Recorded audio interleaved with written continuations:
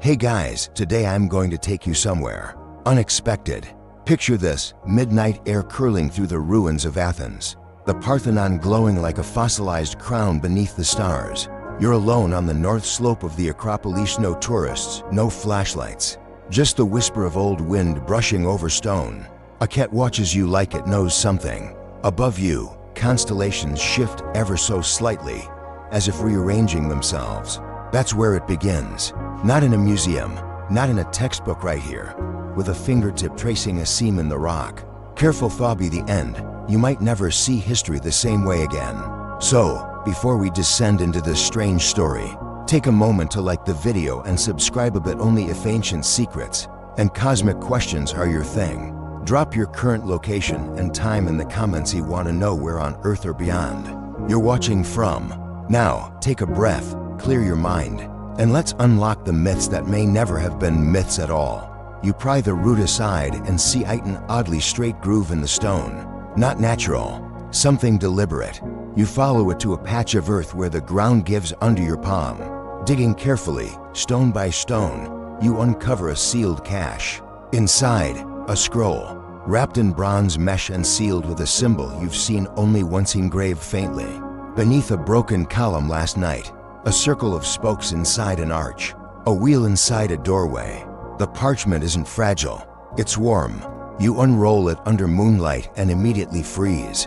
The writing doesn't match any script you know. No Greek, no Phoenician, not even Linear B. The lines curve like rivers bending through time, dotted with glyphs that pulse faintly, literally pulse. One symbol seems to shimmer as your gaze lingers on it, a kind of fractal spiral that makes your head ache if you look too long. And here's where things stop being metaphor, because you don't just read the scroll, you hear it, like humming glass, like pressure behind your eyes. Three-tone, a soft, deliberate play somewhere inside your skull. Low, high, and something else, something between. They vibrate in your chest. Your phone buzzes, no notifications, just a spike of static, a glitch. Then silence. You read on. It's a map, but not of land. It depicts a ritual, not for summoning gods, but for remembering where they went. There's an alignment drawn between the Acropolis, Delphi, and the island of Delos, along with a fourth point lost to erosion, now only labeled as the Harmonic Pillar. Historians still argue whether such a structure ever existed, or if it's a metaphor for spiritual connection. But this scroll isn't poetic, it's exact.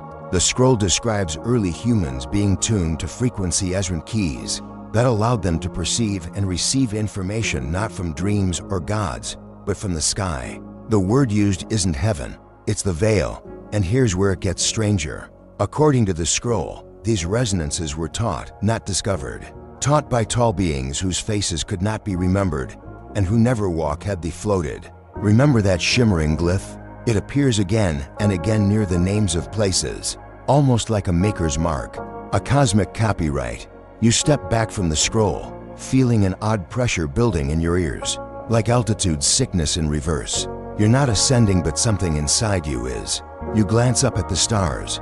One of them twitches, just a flicker, enough to make you question whether it was ever a star at all. And then, without warning, the ground hums. Not quakes, not trembles, hums, a low vibration underfoot that syncs with your breath. You whisper the tones aloud, and the scroll responds. The symbols brighten subtly, briefly like embers catching breath, and one final image rises from the parchment, not written but embedded in the texture like a watermark suddenly revealed.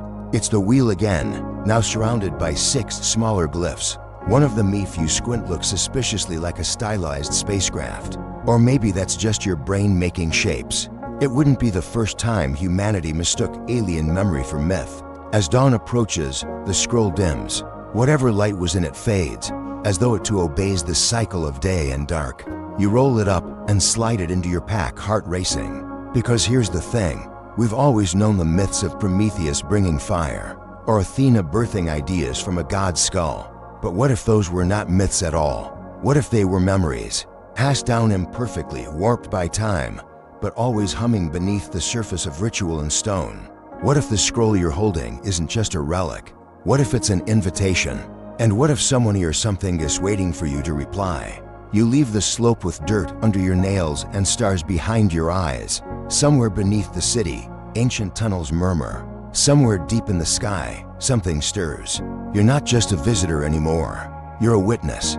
You don't go back to your hotel. Not yet. Instead, you find yourself wandering the cobbled alleys behind the Roman Agora, tracing ancient stones with fingertips that still vibrate from the scroll's tones. The light's wrong, it's morning, but it feels like dusk. The world is quieter, like it's holding its breath. As you duck behind an old olive press, you nearly trip over someone. Except it's not someone. It's not quite something either. It's small, child-sized, but wrong in ways that twist your instinct. Limbs to smooth, movements to fluid, like water learning to walk. Its skin has that pale gold marble glow, veined faintly with bioluminescence. No face, just a slope where features should be. Still, you feel it looking at you. And then it happens again. The tones, not heard, felt, in your spine, in your teeth, and in your memory. This time, the memory's not yours, it's theirs. Stone cities being built in rhythm with stars. Choirs of humans, and others these golden beings standing side by side on scaffolds of light, arranging stone blocks with impossible precision. Not worship, not slavery, co-creation. You see the harmonic pillar again, a tall spire, floating, resonating like a tuning fork. Beneath it, a map etched in the sand. You recognize it now. It's Earth, but distorted almost as if drawn from space, before tectonics took their current shape. Then the memory ends. The being tilts its head and vanishes. You're alone again, clutching a reality that doesn't fit in your pocket. By mid-afternoon, you're back at the Acropolis, standing near the Erechtheion. Crowds move around you, oblivious. Phones out, selfies in front of gods no one really remembers. But under scaffolding and weathered plaques, you find it, a drum-shaped object buried beneath centuries of apathy. It hums when you pass. You freeze. It's not your imagination. The tone is exact low, then high. You whisper the third note. The stone vibrates. Behind you, a tourist drops their phone. A bird jerks mid-flight. Somewhere deep beneath the marble, a low echo answers back. Historians still argue whether ancient temples were designed with acoustic properties on purpose. Some claim the shapes simply made for good drama, booming voices, echoing chants. But others believe the geometry was intentional, the result of lost knowledge about resonance and spatial harmonics. That hum you hear, it's not just sound, it's alignment. You follow it, passing unnoticed through corridors of time until you reach the sealed edge of the slope again. This time, you don't hesitate. You find the crevice, crawl through the gap, and descend. What greets you isn't darkness, it's recognition. The cave isn't a cave, it's an archive. Stone discs line the walls, each marked with variations of the same glyph wheel fractured into petals, swirls, and radiant sigils. They aren't decorative, they move. Not in the physical sense, but perceptually your eyes can't keep them still. At the center, a plinth, and on it, a device. Not a relic, not ancient, alive, small or black, made of silvery black metal with a swirling luminous core. You reach toward it, and the moment you make contact, everything shifts. No explosion, no lightspeed tunnel, just rightness snapping into place. The cave dissolves. You now stand in a chamber made of light and geometry. The walls breathe like living architecture. The discs glow in perfect, harmonic intervals. The plinth has unfolded into something far taller, shaped like a tree made of song. And standing before you, three figures. Tall, cloaked in rippling fractals, their faces impossible to focus on. One has limbs like branches that sway gently in a wind you can't feel. Another hovers slightly above the ground, their presence humming in your skull like static trying to form words. They do not speak, they broadcast, not thoughts, images, layers of memory, earth being shaped, not by force, but by frequency. Mountains tuned like bells, rivers aligned to ley lines. Humanity raw, unformed, being taught how to hear, not how to pray. One of the beings gestures, and behind you a fourth disc forms midair, shimmering like a bubble. Inside it, you see a familiar symbol, the scroll's glyph, the harmonic pillar, and then another shape, the chariot, not of gold or horsehair, but of sound and light, a structure of concentric rings spinning slowly in a void of stars. not flying, resonating. It doesn't travel, it harmonizes with where it wants to be. This is not mythology. This is mechanics. These beings, not gods, not demons, conductors. They play the instrument we call time. And Earth, it's one of their finest symphonies. Until it went silent, the tones were lost, the alignments buried, the myths mistranslated. And now, we stumble through the ruins, selfies and souvenirs, unaware we're humming the wrong key.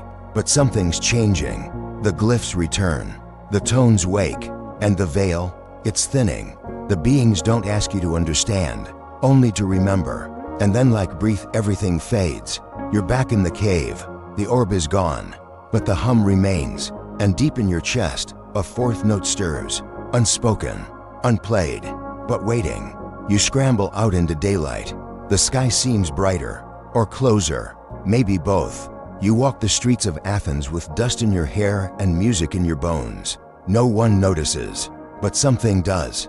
From a rooftop, a tall figure watches. No eyes, still watching. You blink and it's gone. And that's when you know, the scroll didn't reveal a mystery. It unlocked a memory. And now you're humming the key. The sun dips low over the Acropolis, casting long shadows that stretch like fingers across the marble stones. You sit again on your balcony, same view, same chipped chair, but you're not the same. Something hums just beyond your hearing, a fourth tone, faint and rising. It's not tinnitus, it's memory trying to reassemble itself. You scroll back through the photos on your phone, temples, stones, that strange pattern etched into the wall below the Erechtheion. You hadn't noticed it before, but now it pulses subtly in the image, like a dormant glyph waiting for someone to see it. That's when it hits you. You weren't supposed to find the scroll.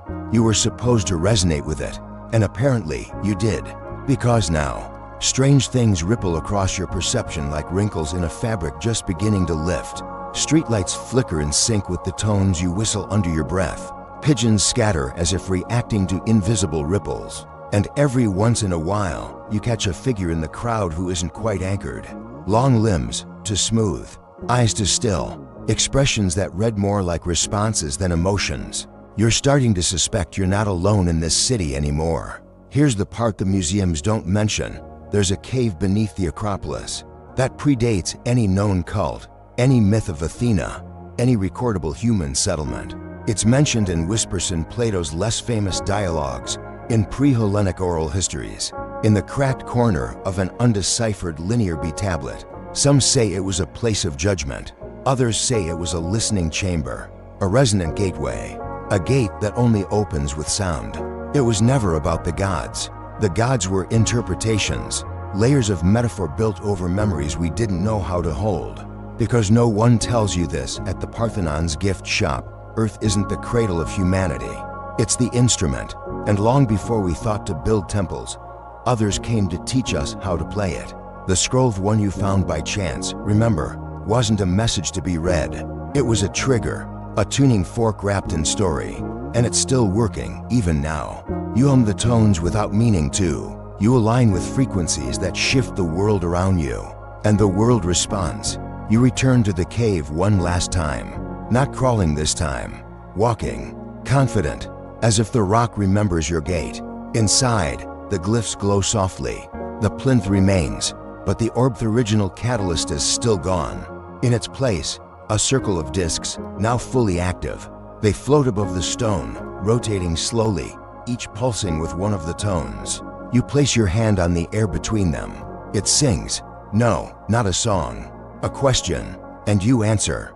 Not with words, with memory. You recall the chamber of light, the conductors, the chariot. The tones surge. The walls vibrate. And then, there it is. The craft, hovering just above the floor. The same structure of black gold and hums. A circle within circles. Not mechanical, organic. An interface made of intention. Every ring rotates independently, forming impossible geometries. It doesn't have a door. It recognizes you, and you step inside. The interior is smaller than expected, like standing inside a cathedral made of liquid sound. Symbols flow across the walls, variations of the same glyph. The wheel, the pedal, the eye, the gate. They rearrange themselves as you watch. Somewhere inside the ship, something tunes to you. The tones begin again. This time, full harmony. And with that, you see it. Earth not as a planet, but as a score. Mountain ranges as chords. River systems like staves. Cities vibrating in dissonance or harmony. You see the past, floating architects placing obelisks along ley lines. Conductors guiding stone into place like hands shaping clay. You see the fall when the resonance was lost, when humans mistook teachers for gods, tones for prayers, harmonics for commandments. And you see now the return, because it was never about technology, never about contact. It was always about memory. The craft doesn't move, it shifts. One moment, you're beneath the Acropolis. The next, above it, far above. The city spins beneath like a vinyl record, the Parthenon a needle trembling in place. And the stars, they rearrange themselves. Orion's belt now has 5 stars. Cassiopeia twists like a Möbius loop. The constellations don't guide, they echo. Symbols written across millennia to remind us where the song began. And in this moment, above Earth, inside a craft that feels more like a dream than a machine, you realize we were never alone. We were instructed, trained to listen, built to resonate. And those myths we laughed at, they weren't myths. They were instructions disguised as stories, tuning exercises disguised as worship. The gods were always just guests who left the sheet music behind. And maybe now, just maybe, we're finally ready to read it. Word count, 824. Wind down 300 words. The stars don't speak in language. They speak in arrangement, in pull, in tone. And now, back on your balcony, you feel their hum settle in your bones. That 4th note still plays soft, steady, just beneath the surface of everything. It's in the engine whir of passing scooters, the ring of a distant church bell, the breath between sentences. You aren't alone, not because there's someone watching, but because now you remember. The scroll wasn't an artifact, it was a mirror. It showed you who we used to be, what we were designed to hear, and maybe where we were supposed to go next. No revelation is neat. You won't walk into a museum and see this etched into a plaque. You won't find it in textbooks or TikTok threads, but you might feel it in the echo beneath old stones, in the geometry of temples no longer believed in the way the wind sings if you hum just right. Somewhere deep in the earth, the archive waits vibrating with tones older than myth. And somewhere higher still, something listens back, patient, curious, maybe even proud. So tonight, wherever you are, try it. Find a quiet place, hum the tones, listen hard. And if the lights flicker, if the stars seem to shift, don't be afraid. You're not breaking the world. You're remembering the song, and it's remembering you. Maybe tonight, the stars aren't looking down. Maybe they're waiting for someone to look back.